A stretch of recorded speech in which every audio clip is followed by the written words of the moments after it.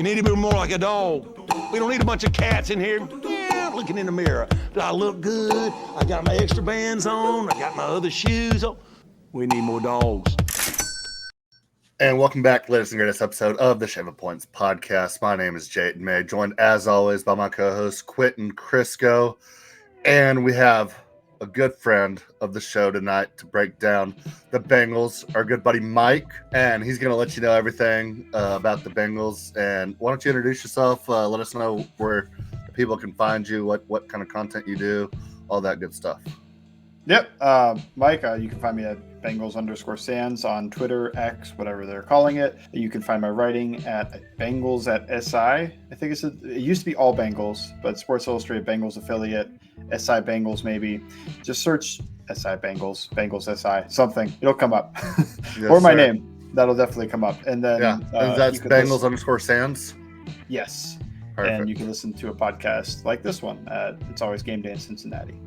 That being said, boys, we're here to talk AFC North. We're starting off with Mike's Bengals. So, Mike's Bengals.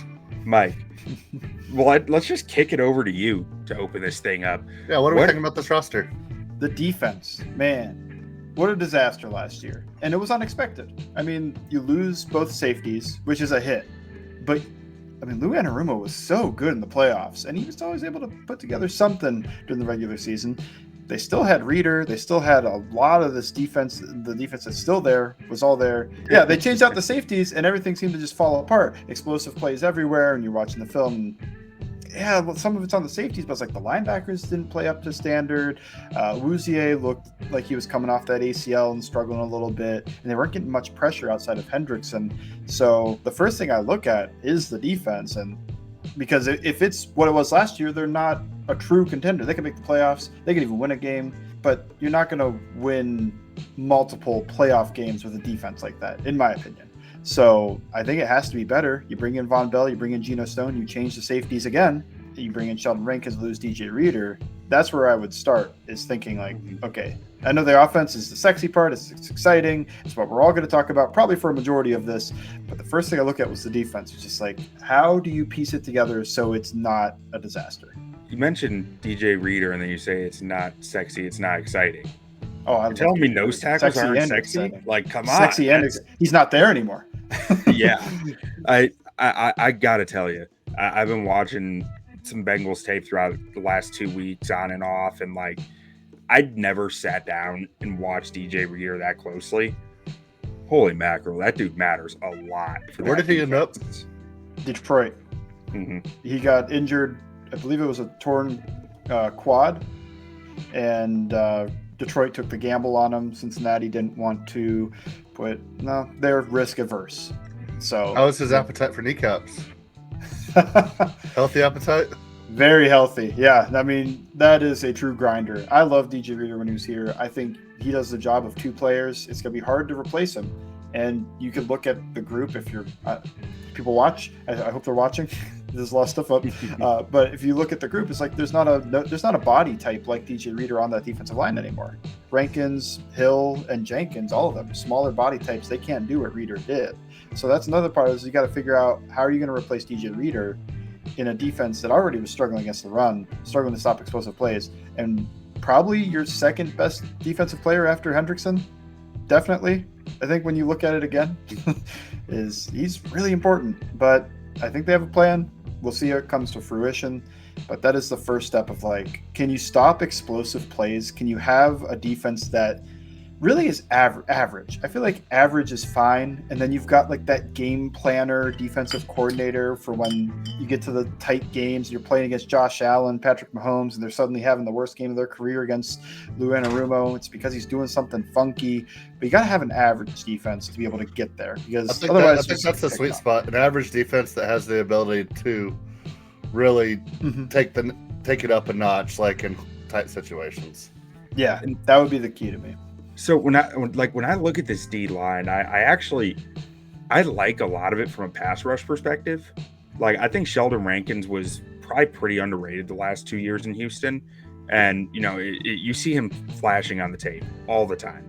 I think BJ Hill's a guy who's been underrated for years for as a guy who's kind of a two-way player. Like he helps on the run defense, he helps in the pass rush.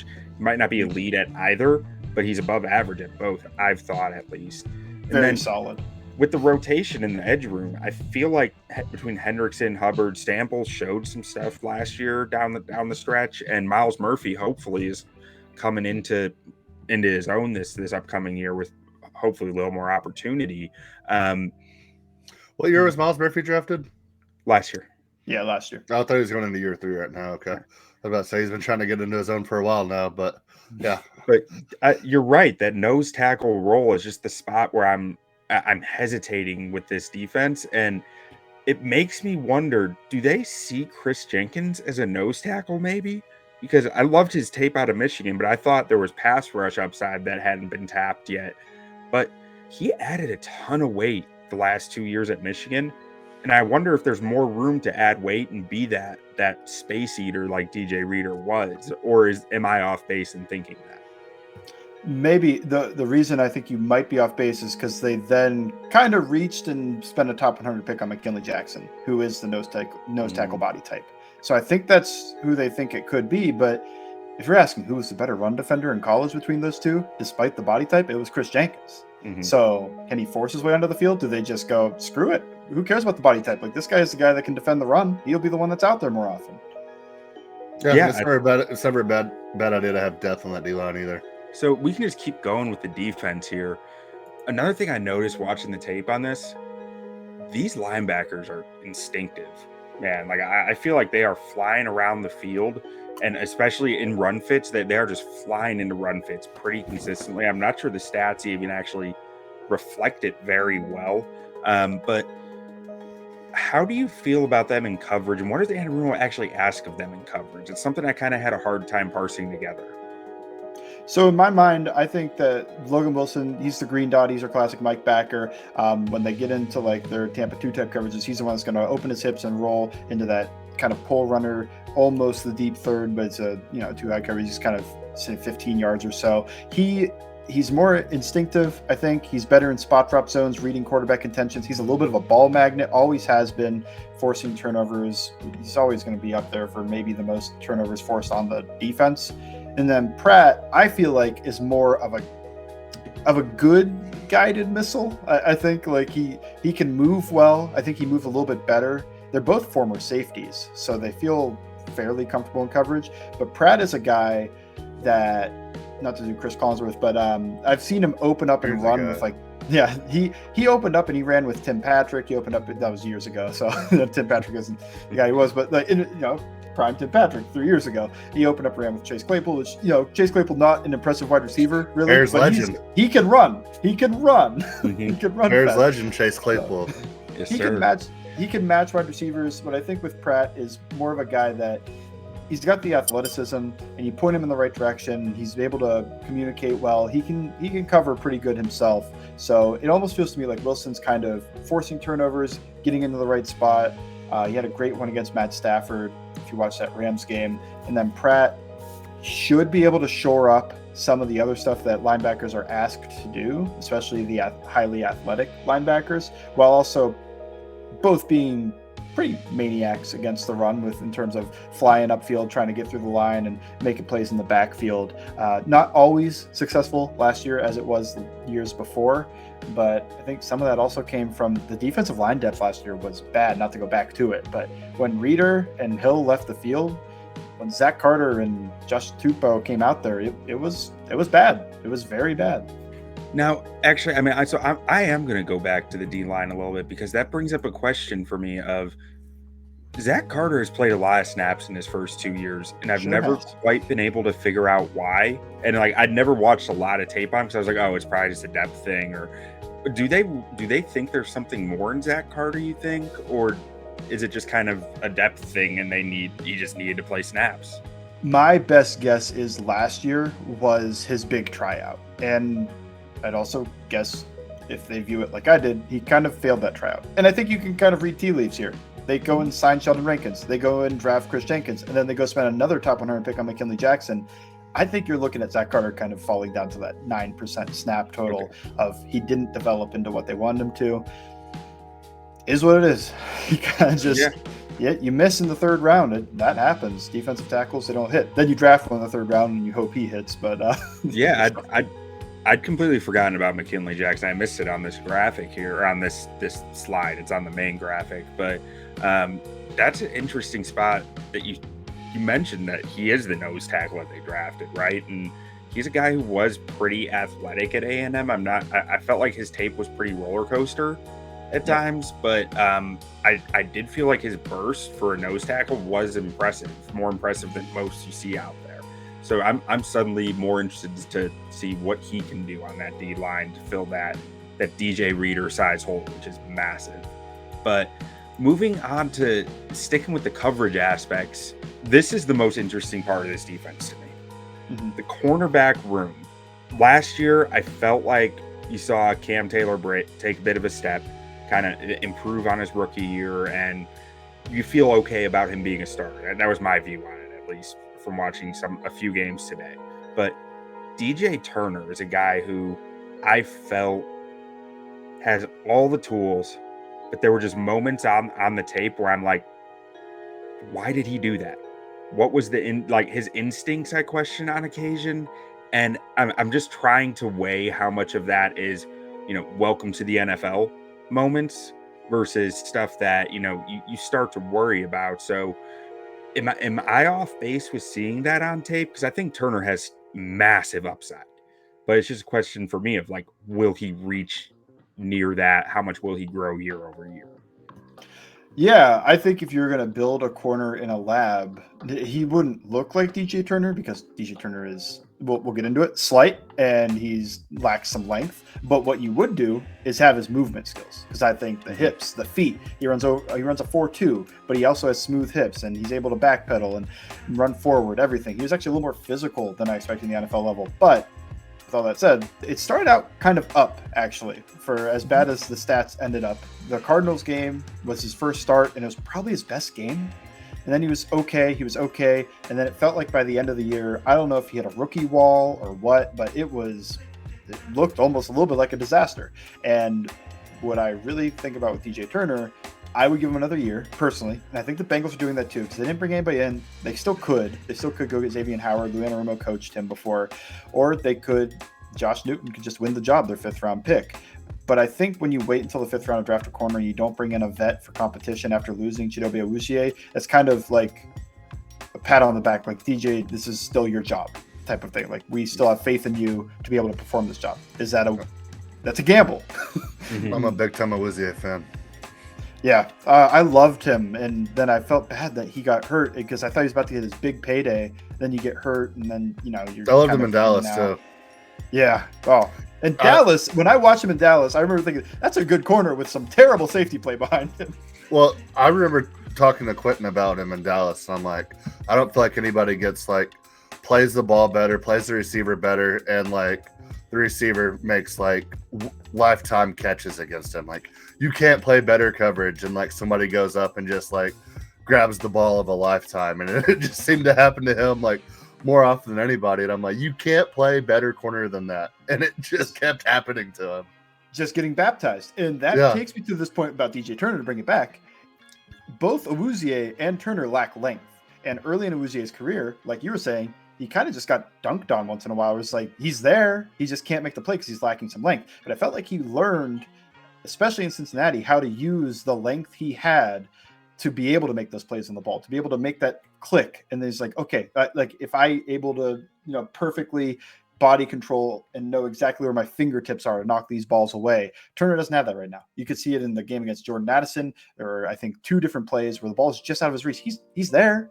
It gets labeled as a touchdown and 50 yards given up, but he's there. He's making the play. His arm's just too short. Now, can he get to the point where he knows exactly where his arm is, how to get himself in position to knock those balls down? Or is he always going to be short-armed and be able to throw it around? I don't know.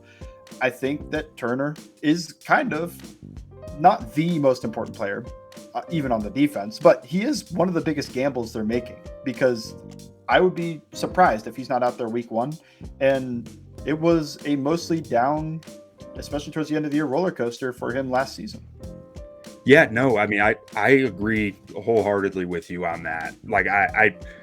There was a reason why I had a bit more of a spiel for Turner, because watching the tape and looking at the acquisitions that they had, like I see ways this defense works really well if DJ Turner takes a nice step forward, like where you can say, okay, we lost DJ Reader, we had a hard time stopping the run, but if you can tie up the back end the way that they're trying to with the Geno Stone and a Von Bell addition, plus one of your corners maybe taking a step up from what you had last year, I think you can start to commit more of those resources towards the run and say, okay, now we are covering that because we're just committing an extra guy in these running spots, but we're not worried about it because DJ Turner took that step.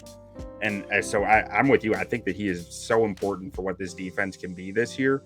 But as I mentioned, the Geno Stone and Von Bell additions, where does that leave Dax Hill? So Dax Hill is practicing at outside corner. I don't think he's listed as a safety anymore. Really? And that, I think, is also kind of telling of, with everything they did at the safety position and what they're doing with him now, I don't think that was a hit of a pick. I mean, hey, maybe he just works and he is the outside corner that DJ Turner was competing with. He wins that job and he's a shutdown guy. I don't know, though. I think he could play nickel, but they're not practicing him there. They're practicing him outside. Yeah, when he was in the draft last year, we had talked about that as him being like a nickel type guy that could basically come in and like elevate a defense, but like he doesn't really have a position. And that is great in theory when you're trying to build up the hype of like, oh, positionless, he's the chess piece. But then you get him out there, but you gotta find a positionless. He can't play any of these positions. Yeah. So yeah, you had him listed as the dime guy. I think Jordan Battle's the dime guy. We can get there too. I think Jordan Battle could win the job over Von Bell too, because he was pretty good when he played. What? Okay, so his stats show that. Now I didn't notice him a lot on the tape, which I watched maybe 4 games. It's hard, like you're just gonna miss guys sometimes. So I was curious about him too, because I saw that snap count and the stats were really nice. So, I mean, the old adage, draft Saban DBs, right? That's is that what you're getting with Jordan Battle? Just a guy who knows his spots, knows his rules and his checks, and hits them all on time? Yep. Very physical, smart, cerebral player. Doesn't have the top end athleticism. Doesn't matter. I think we can read the game really well. You can get in position better. Yeah, the thing with Jordan Battle with the Saban thing is he started for him as a freshman, true freshman. So Saban had a lot of trust in him because that is his group, even though it's no longer at Alabama. I mean, the very quick version was, I think he wrecks Nick Saban's boat when he was in college, and Nick Saban not okay with it, but liked him so much that he didn't bench him or anything off of that. It was just like, why were you driving the boat? I mean, that's something to be said that he at least trusted him to drive the boat. Right. Well, I guess it goes both ways. Maybe, or maybe it was an ask forgiveness, not permission situation. Very true. Now, have you watched much of Geno Stone's tape from Baltimore last year, after they signed him? So how do you feel about, a guy who really had a big breakout in his contract year? Do you think that some of that was reliable or any of it was more fluky? How do you feel about that in the contract that he got, I guess I should say? I think he was in position a lot, and I think he was able to. I don't think he's a great run defender, but I don't think they're going to ask him to defend the run much. I'm seeing them with these body types, Von Bell, Jordan Battle, both bigger body types that can go defend the run, kind of get in that box. Maybe that's what they're going to look at. I think Geno Stone gets himself in position. I think the interceptions is where you're going to look at and you go, like, that could be a little fluky. Like, do you even expect 5+ from him this season? Because what happens to get 7 interceptions, I mean, fair is fair.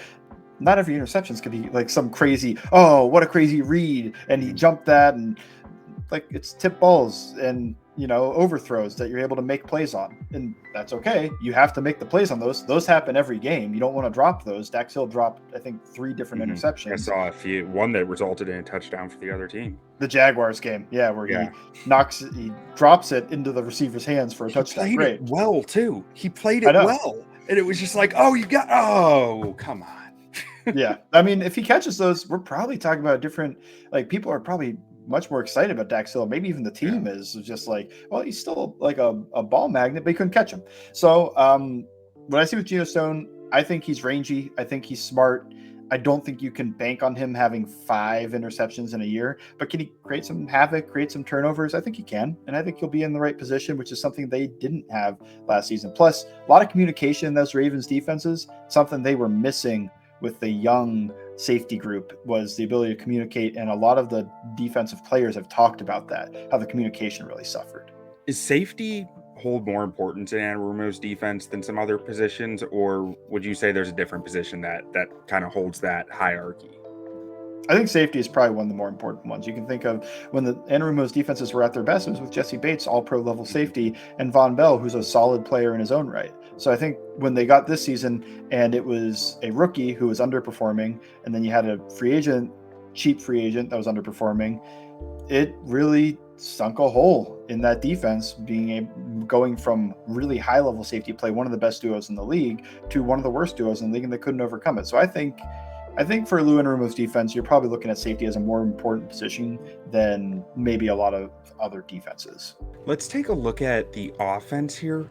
On paper, last year going into the season, I was like, okay, Bengals, that O-line is getting shored up. They're in a good spot.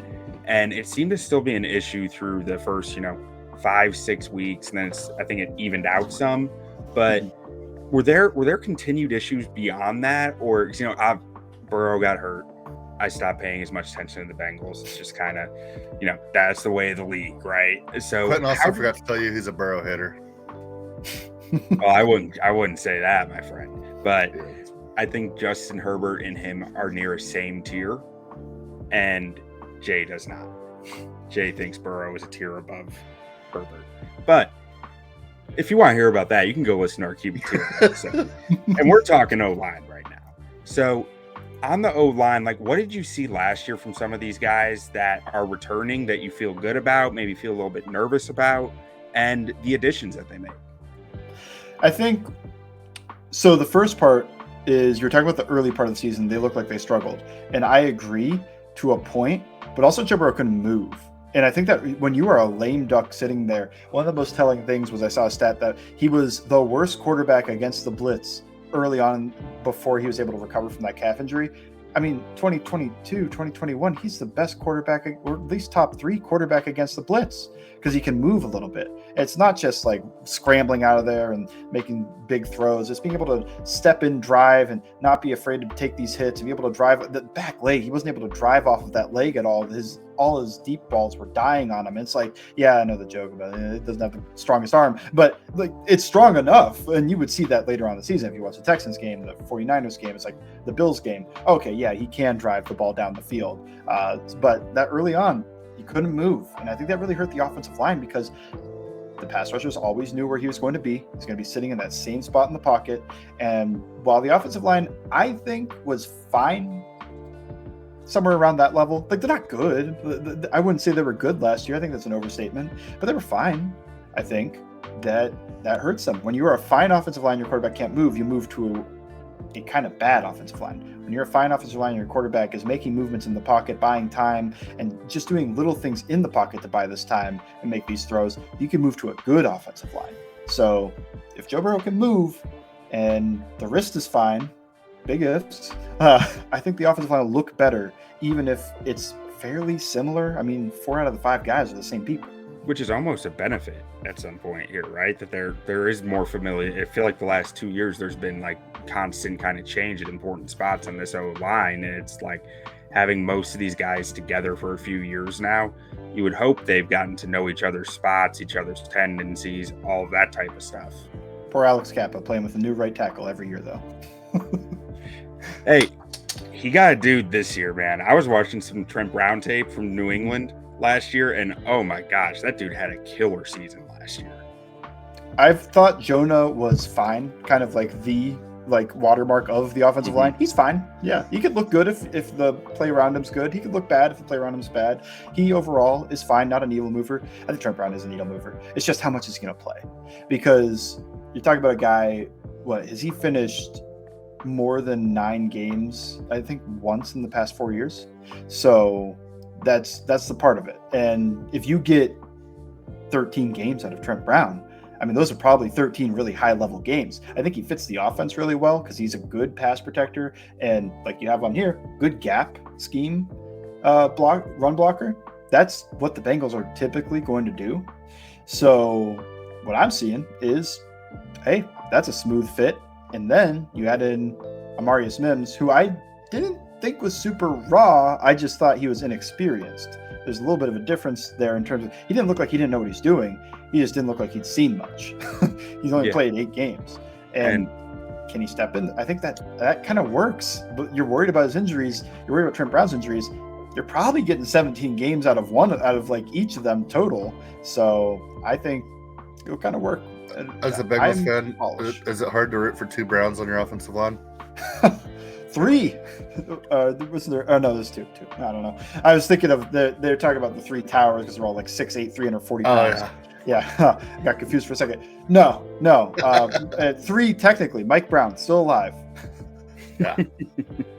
I agree with you on Mims. Like when I first watched his tape, it was before I could get any 23 tape, and it was only the 22 stuff, the limited snaps that he had in 22. I was like, I thought it looked awful, if I'm being frank. I was like, okay, this guy is not good. This guy is a second coming of like, I felt like I was watching like a guy who should be a 3rd round pick, right? Really high upside, but a lot to learn. Like but that kid that Tennessee drafted a couple of years ago, at 27. Maybe I didn't. He played like 12 games. I know who you're talking Georgia, about. I think. Yeah, huge guy. Isaiah Wilson, the rapper? Yeah, there we go. Rapper, that's right. Yeah. But then I got my hands on his 23 tape. I was like, oh my god, this guy's good. Like it was just like overnight. Like in the offseason, probably not the offseason. He probably just got more comfortable or something with the playbook, or probably not the playbook, but with just being out there. Maybe I just caught a few bad games, but it was like day and night from what I saw in 22 to 23. Like, I don't think he's raw at all. He's just, there's just very little tape to look at. Maybe he just didn't like Stetson Bennett. Maybe that was it. But it's one of the reasons I'm high on the Bengals this year is the way that they have, Trent Brown goes down. They have Amarius Mims right there to jump in that spot. And like we've already talked about with the secondary, I think there's opportunity there for guys to make a jump and for you to kind of adjust some things defensively to say, okay, we can cover for DJ Reader, hopefully. But the other reason I'm always high on the Bengals is Chris Evans, Jamar Chase, T. Higgins. Yes, Chris Evans. Throw him in there. Why not? I mean, you got Yoshivas in there. You got Jermaine Burton coming out of Alabama, who was probably a first-round talent this year and fell for, off the field issues, I guess you could say, or you would say. But what do you think when you look at this weapons room? And, like, is this, the last year that T. Higgins is there, and you got to capitalize on that? Yeah, probably the last year T. Higgins can be there, and I would agree, probably want to capitalize on that. It's interesting. I think when you start with the wide receivers, because that's the best unit. Jamar Chase, incredible. I mean, if I want to go inarguably, probably top 5, but in my opinion, top 3. I mean, to me, it's him, Hill, and Jefferson. So City Lamb. Yeah. So when you look at those guys, it's like, yeah, that's a dude. That's a great player. And Joe Burrow and him have the mind meld connection that they just know exactly what the other one's going to do at all times. T. Higgins, really good football player. I mean, when Jamar Chase has been out, T. Higgins in those games, if you extrapolate it out, those, I think it's 7 games, he's on pace for 1,500 yards. He steps up when, even last year, T. Higgins was not great last year, and he still would put up 100, I think it was 150 yards against the Steelers, something like that, in the one game Jamar Chase missed. And in the second half of the Minnesota game, where Jamar Chase missed, he also was incredible. So I'm always bullish on T. Higgins, even though this is probably his last season. And they could double tag, I guess. At that point, why didn't you extend him if you're going to do that, though? And yeah, you got Yoshivas, Charlie Jones, Jermaine Burton. Jermaine Burton, good player. I did like him more than a couple of the guys that went in the first round. I mean, I guess I gave him a second round grade, but there's only so many first rounders. So I think he was a good player. I think he could step in. He could be the guy week 1. I keep going back to, am I going to be that surprised if Trent Irwin is the third guy? Because he's just solid. He's just fine. Like, if you want competency out there, it's Trent Irwin. And then He I'm burned looking at Derek your Stingley. stats. He did, right down the right sideline for a touchdown, like the third play of that game.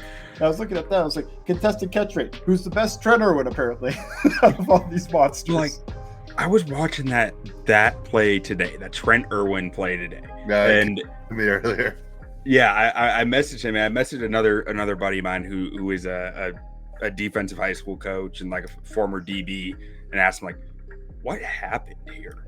And basically it was like the Jamar Chase effect. Chase was in the slot. Chase was running an out route, and Derek Stingley didn't take his eyes off Chase that whole time and didn't realize that Irwin was just running right by him. It was the offensive version of the milk check. Like, I'm not throwing deep to that guy. Yeah, exactly. That's perfect. That's exactly what happened. He's just solid, though. I feel like every time he comes in there when somebody's hurt, he's like, yeah, dependable, fine, solid. Not the best. He's not going to, like, I'm not saying he's a secret superstar, but if they wanted some dependency, like, that's where you get interesting with this third wide receiver idea without Boyd, where Jermaine Burton, probably the most exciting of that group. Trent Irwin, the most solid. Yosivas could also be very exciting if he's able to put some stuff together because of his athleticism. Charlie Jones, there was a lot of hype on Charlie Jones. He got hurt and he wasn't very good last year, but that was 1 year. He was making a little bit of a transition. Could be any of them. And it could even be a weird 12 personnel thing with Gesicki and Sample, where Gesicki's really a slot receiver. I mean, you look up where he lines up, I think it's like 10% of the time he's in line like a tight end. And then 80% of the time he's in the slot. Like, yeah, that's Mike Gesicki. He's really a receiver. He's not a tight end, guys. And they draft 2 tight ends as well. Like, and in that Texans game, I felt like they were force feeding the tight ends in the first half of the game. Tanner Hudson, I think, had like 4 catches in that first quarter, I feel like. Yeah. They also did my favorite thing of, I mean, if the guy goes to Iowa, you draft him. Eric Hall. Yeah. Another one, injuries made him drop. So they had a risky draft in terms of, like, Amarius Mims didn't play much. Upside. Draft him. Yep, upside. Eric Hall, injuries, falls, draft him, upside. Jermaine Burton falls off the field, draft him, upside. And it's like, you take a lot of gambles here, but you Cowboys did the same thing and pretty good success on drafting the last couple of years. Yeah. So you see the vision of, like, if this works, look out. And maybe it could hit this season. Maybe it takes a minute. Now, one thing I do want to ask about that is kind of fits in with the adding tight end talent is, you know, it's always been made a big deal of, like, you know, Burrow doesn't want to use a lot of the under center shotgun stuff, right? But last year, at least I read somewhere that they were kind of forced to bring some more of that in because of his limitations from the injuries, and they had some pretty solid success with it. Again, from what I read, I saw some of it on tape, but I wasn't, you know, sitting there tracking it all out. Is that something you see them kind of bringing a bit more into the offense this year, with Burrow having done some of it last year, maybe seeing some of the ways that it gives him an easy button at times with maybe some 12 personnel under center play action stuff? Yeah, first I would always just send Gesicki and Sample out there and see if a defense is, like, dumb enough to match that with base and treat Gesicki like a tight end. It's like, hey, you're gonna match him with a linebacker? Let's check. just gotta check. I think that's what they've wanted to do. I think that's what they wanted to do last season. I actually think it's the opposite, where the injury stopped them because they were almost exclusively shotgun when he was dealing with the calf. And I'm not sure if that's just he didn't want to bend down and be able to open up, drop back. Yeah, I think you saw more of the under center stuff starting with, like, the 49ers game and the Bills game. Houston, they got away from it because it just wasn't working. But in even Seattle and Arizona, a little bit. I think the first 4 weeks of the season, Joe Burrow was just so injured he couldn't move. So if you want to get under center and you want to roll out, he couldn't really do that very well. You want to get under center, you want to take, you know, these more steps on your drop backs. He's struggling with that. But when he's able to get a little healthier, they're able to use that under center stuff a little more. I think when you watch the last 3-4 games of Joe Burrow, and even the Ravens game, they got under center a little bit. So when you watch those games, you can kind of see, okay, like that's the offense they were envisioning coming into this year. But they weren't able to get to it because the first 4 weeks of the season, they're dealing with a quarterback. 5 weeks of the season, I don't know. They deal with a quarterback who couldn't move. Yeah, no, I mean, that makes all the sense in the world. And the idea of them bringing that in paired with the T. Higgins being back, the Jermaine Burton addition, the possibilities of Yoshavas in the offense, maybe it's Irwin and some of the tight ends that they brought in, plus the right tackles that they got between Big Trent and Amarius Mims. I am extremely high on what this offense might be this year. And I really think that they might be we've never seen Burrow effectively do this, because the only time we've seen him try it was severely injured. And with this supporting cast, I think it can be deadly. But the only real question I have there with it is the running back room. So what do we think about this running back room now that we lost Joe Mixon? So I think Joe Mixon was able to bring you more stability. I don't think he has the top end ability that he had a couple years ago. I thought he was very good a couple years ago, and it just seems like a little bit easier to bring down, a little bit less explosive. He's still a solid player. I view Joe Mixon a lot like a Zeke. If you have a compliment to him, he's fantastic. He's a guy that stays out on the field. He doesn't get hurt. He can get you the short yardage touchdowns. He can catch the ball when he needs to. Good in the pass rush. He's not going to blow you away as an RB1, but just solid week in, week out. You kind of know what you're going to get. And then if you can bust it open with your second or third guy, he was always reliable there, especially like when they had the other running back from Oklahoma. P-Ryan, yeah.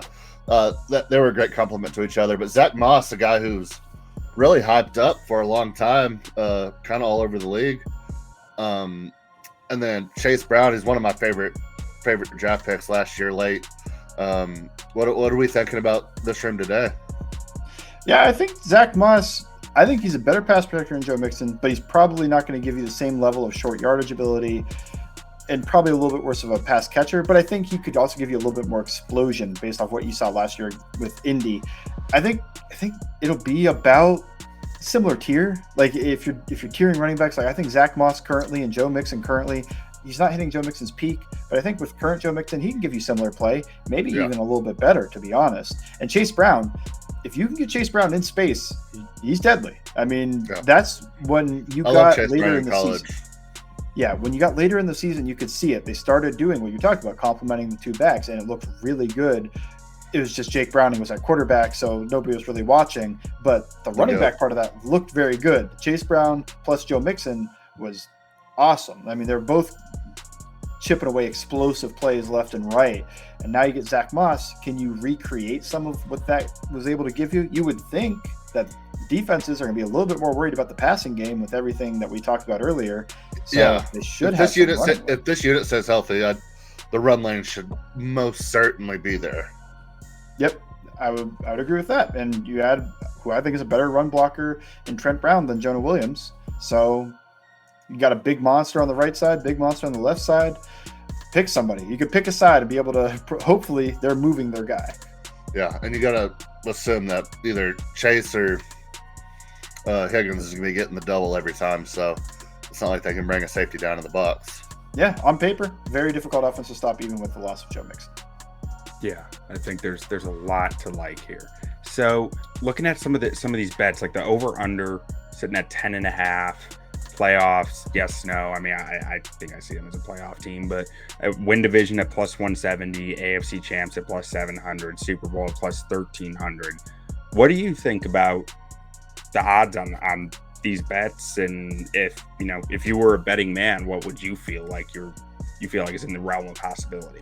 So I think they're a 12-5 type team. So I would bet over on 10.5. 10.5 feels like you're playing safe with Joe Burrow's possible injury and some of the changes maybe, but to me, tough division though. It is a tough division, and they haven't been very good against the Browns. So you got that looming, even if you think they're better on paper, and then you got to compete with the Ravens, and the Steelers will somehow make it to 9-8. And that don't sleep on Justin Fields. So to me, they get the fourth place schedule. When I looked at the schedule this season compared to the last couple, much easier. I think last year, by some metrics, I'm not 100% sure, but was rated one of the hardest schedules of the past 5 years or so, with who they had to play and where they had to play them. Got to play in Kansas City again. They've played in Kansas City, I think, like the past 3 or 4 times they've played them. So that's obviously your toughest matchup. That comes week 2. But other than that, you start looking across. It's like outside of the division games, you've got the Eagles game. I thought Kansas City was Burrowville. Burrowhead, right? Burrowhead. Mike Hilton shouldn't have said anything. But yeah, you look at like the Eagles game's obviously a tough one. No, And yeah, well, they were good last year. Kellen Moore is. We'll talk about that later, but Cowboys also a You'll be tough all right. game. But when you're looking at the That'll rest be of them, fun. instead of getting the Bills, you get what I think it was the Patriots. You get the Patriots instead of the Bills. I mean, that's a win. Come on. I mean, Drake- week 1 they could lose Drake it, May.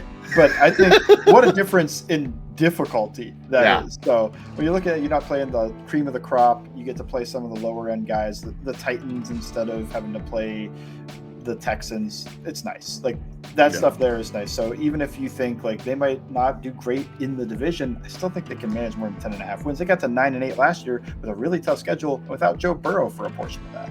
Yeah, Jake Brown looked good there. I think that might be like the crown jewel of Zach Taylor's career so far.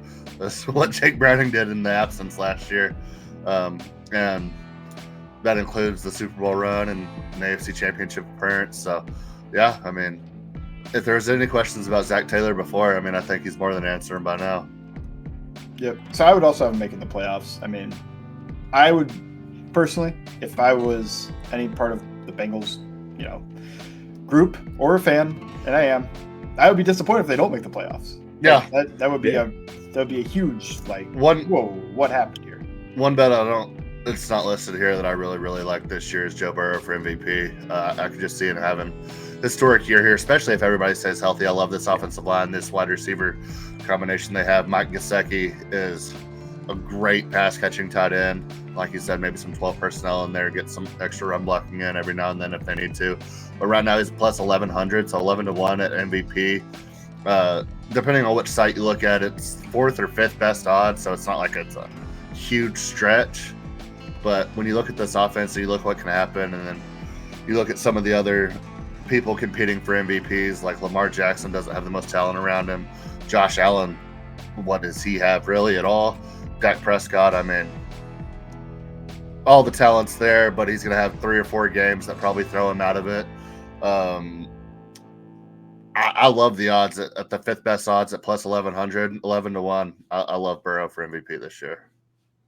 Yeah, when you get to the other part of this, you mentioned the AFC Championship, the Super Bowl.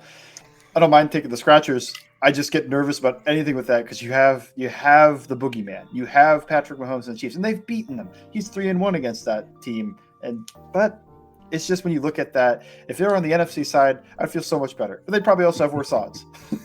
Yeah, absolutely. And to Jay's point, I've told a few people by now that's my favorite offseason bet, Joe Burrow MVP right now.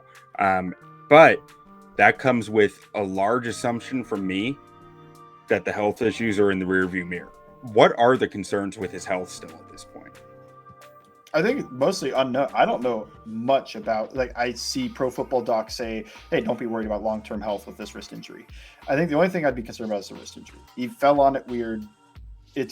I heard the ACL of the wrist or something. He's throwing, he's moving, he's able to throw deep balls too. It's not just like he threw a couple of 5-yard passes and walked off the field. He's been throwing some balls down the field, but he's also getting some rest days in there. But maybe that's to save him from himself because he injured himself in training camp last year. So I don't know. That is the tough part of this is where do you come on Joe Burrow's health? That's the risk, I think, when you're talking about all of this is. And maybe not so much with some of the win-loss stuff because they were able to piece together a pretty decent unit with Jake Browning. But you're looking at MVP and conference champions and Super Bowl. You need Joe Burrow for all of that, obviously. Oh, yeah, you're not going to do that with Jake Browning. So, and even winning the division, and I would say making the playoffs is tight. If you're talking about Jake Browning, just like last year, it was tight and they didn't make it. So, I personally, I feel fine. I read a lot of what the doctors say, but I also think there's a lot of unknown. And I think it would be a little bit foolish to just go he's fine. Who cares? Just move on. Because I did that when the calf injury happened. I went, it's so far out. Who cares? And then week 1 hit, and I went, oh, no. Yeah, and the thing about a guy like Joe Burrow, he's unless they force him off the field, he's going to try to play through it, and a lot of times that makes it worse. And I think as he gets further into his career, maybe he'll be able to understand that better. Like, it's better for me to miss 4 games than play bad for 8. Which he played through that calf injury and kind of played himself out of injury and started playing very, very well. But as players get older, they learn more. Yeah. If you knew Jake Brown's going to give you what he gave you, he should have sat at least the first week or 2. That's, I think, where it comes out, because he re-aggravated it in week 2. Mm-hmm. Right. Well, thank you so much for coming on and talking Bengals with us, Mike. Why don't you tell everybody one more time where they can find your work, your Twitter account, all that good stuff? You can find me on Twitter at Bengals_Sans, writing with SI Bengals, and podcast with It's Always Game Day in Cincinnati. All right. Thank you so much for joining us. And I'm rooting for the Bengals this year. I'm always rooting for Joey B, one of my favorite quarterbacks in the NFL.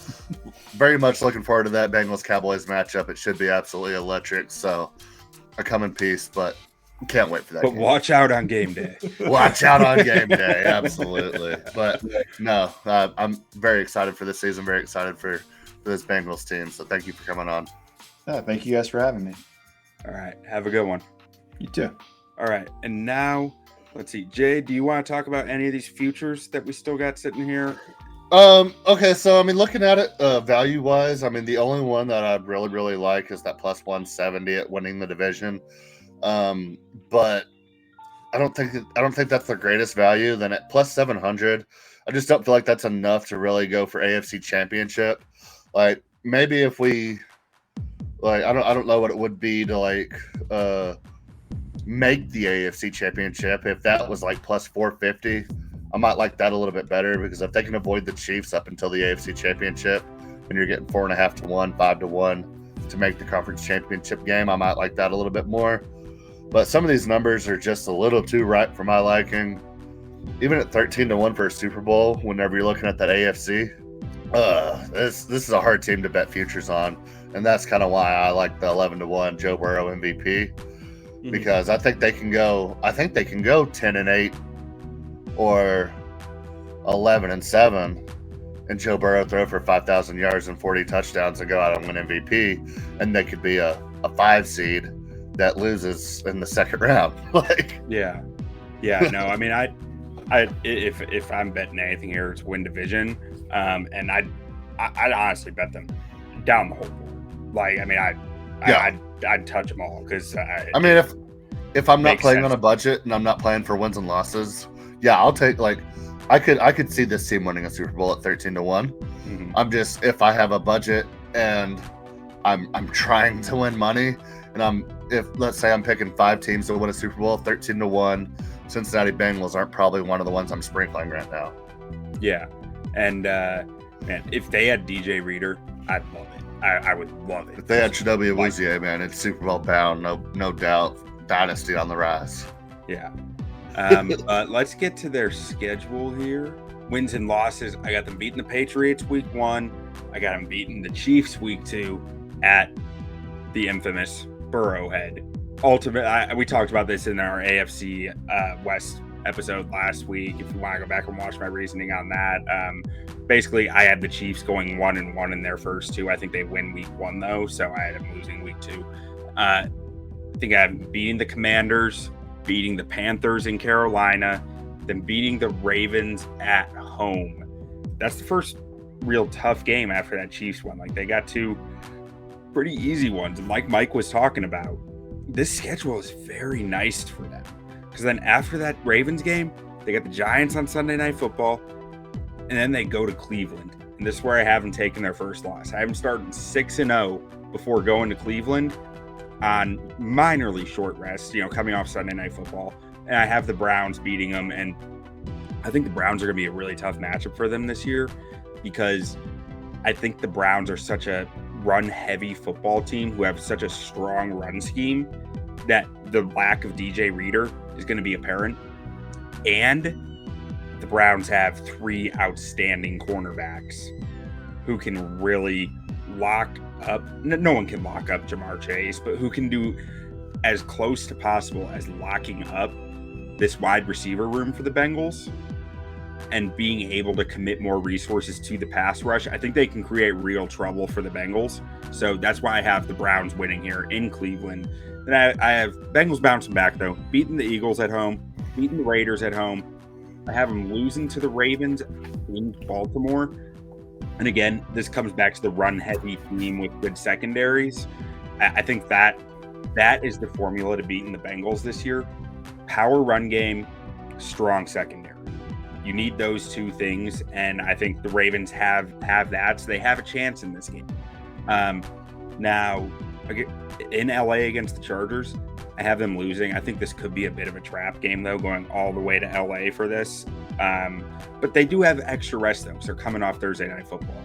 Then I got them beating the Steelers in Cincy, beating the Cowboys in Dallas, again, on Monday Night Football. I think this one could go either way, but I right now, looking at the rosters on paper, I like the Bengals more.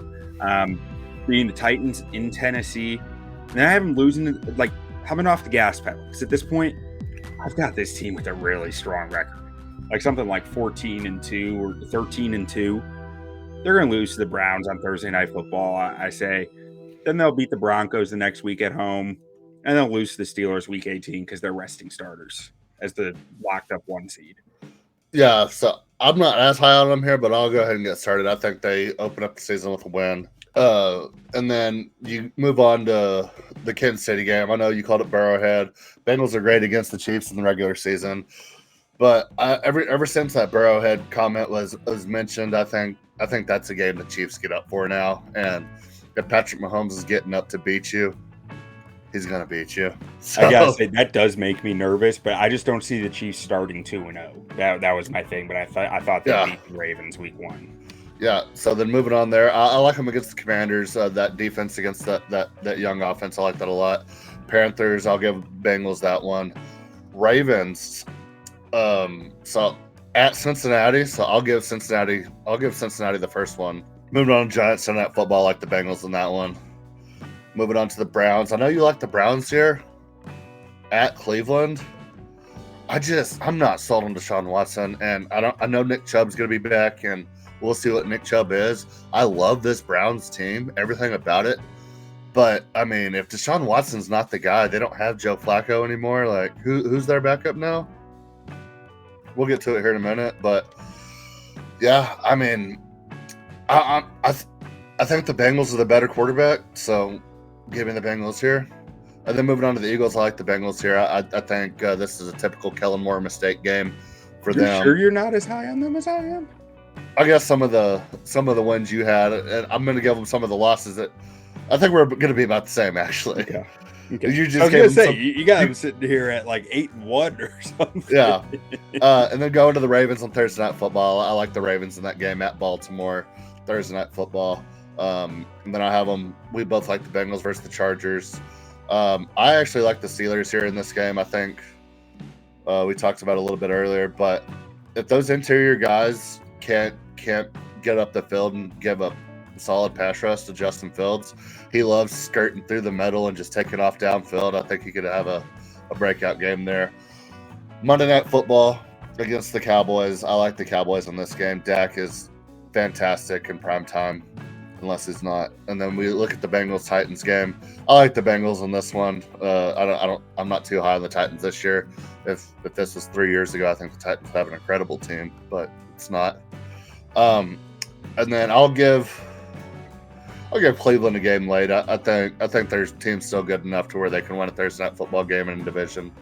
Then we both have Bengals versus the Broncos, and I'll give them 2 losses versus Steelers. I think the Steelers take week 19. So all right, so you got them at 11-6. I've got them at 13-4, and we both have most of those losses coming down the last few weeks. Coming down the stretch when they might have locked up a seed by then. Yeah, I talked about it last week.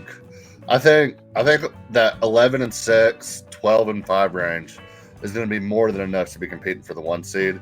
So if they have everything to play for the 1 seed week 8 or week 19, 18th game of the season, I might like the Bengals more in that at that point. But I'm assuming that things are done. I'll be blatantly honest. I had them at 15-2 on first look. This schedule is outstanding for them. Like, Yeah. the sixth easiest schedule according to Vegas, the fourth easiest schedule according to traditional schedule, strength of schedule. Like, this is a dream for them. You play to win the game. Hello? You play to win the game. You don't play to just play it.